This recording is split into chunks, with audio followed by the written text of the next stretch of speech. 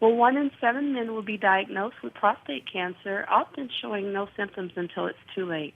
For the eighth straight year, the NFL has teamed up with the Urology Care Foundation to promote the Know Your Stats campaign, which encourages men to understand their risk and talk to their doctor. Joining me now is NFL Hall of Famer and prostate cancer survivor Michael Haynes with prostate cancer specialist Dr. Benjamin Lowentritt to talk about this a little more. Thank you so much for joining me today. Thanks for having us. Now, first, doctor, how is prostate cancer diagnosed? So most men that are found to have prostate cancer start out with a simple blood test called the PSA and a physical exam. If those are at all any way abnormal, they might lead us to do a prostate biopsy, which is about a 5-minute procedure, and that gives us the definitive answer, is there prostate cancer or not? And Michael, you were diagnosed at a prostate cancer event at the Pro Football Hall of Fame. Now, can you share how your journey has been since your diagnosis? Well, I wasn't actually diagnosed at the Pro Football Hall of Fame. That's where the screening took place, had a blood test and a digital rectal exam, and answered a lot of questions by the doctor there with regard to family history. And I didn't really know my family history. I knew my grandfather had died of cancer, but that's all I knew.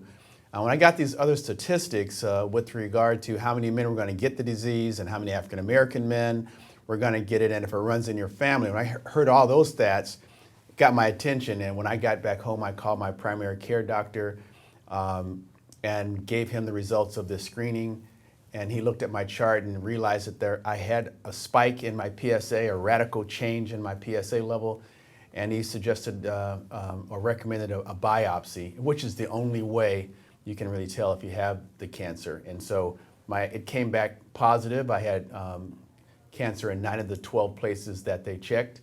And since that day, or since that time, I've been one of the guys who has been trying to help other men do the same thing, but do it consciously and with the idea of wanting to know early, because I was very fortunate. I found out I had prostate cancer in the early stages when it was easily treatable. And if I had waited until I had some type of symptom or something, it might not have been the case. And so I'm trying to help other men and trying to get other survivors to do the same thing, to also talk to other men about the importance of early detection, because if you do that, you're going to have a nice life. You need to go talk to your doctor, and you need to know your family history, and you need to establish your baseline PSA at some point, and that will come from a conversation with your doctor as to when that might be. Absolutely. Now, doctor, tell us, who is at the most risk for prostate cancer?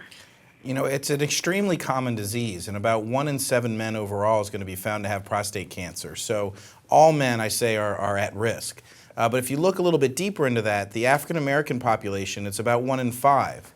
And if you know that you have a close relative, a brother, father, uncle, grandfather that has prostate cancer, then it's about a 1 in 3 risk. So, we're really definitely trying to make sure that people understand that there is a little bit of individualization here. Each person's a little bit different. So you want to go in and have a discussion with your doctor, understanding your overall risk, so that you can decide, how to proceed and when to be tested and how often, and, make sure that you're ahead of the disease instead of trying to play catch up.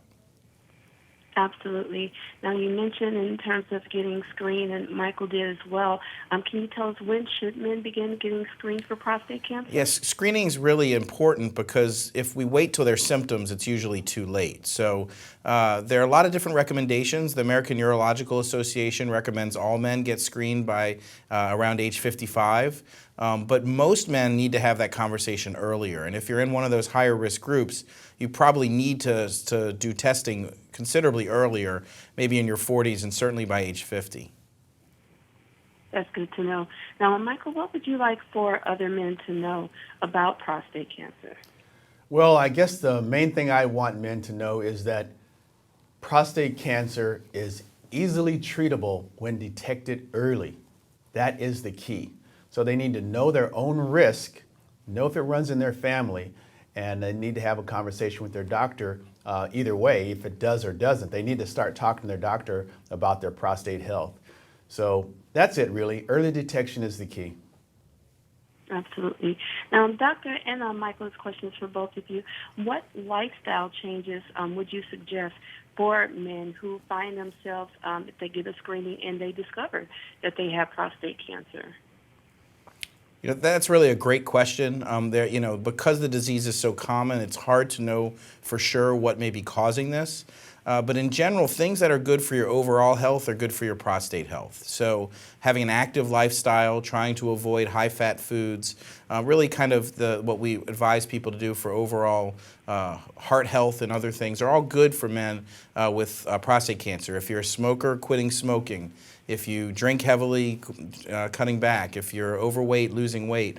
All of these things have been shown to improve the outcomes for people that do have prostate cancer. That's good information. And lastly, gentlemen, where can people go for more information? Well, the best place is the website. A lot of frequently asked questions. You can get the answers there.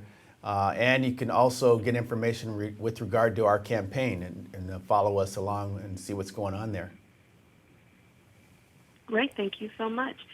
And for more information on prostate cancer, as well as some other facts regarding prostate cancer, can visit the website, as well as talk to your doctor about getting those screenings.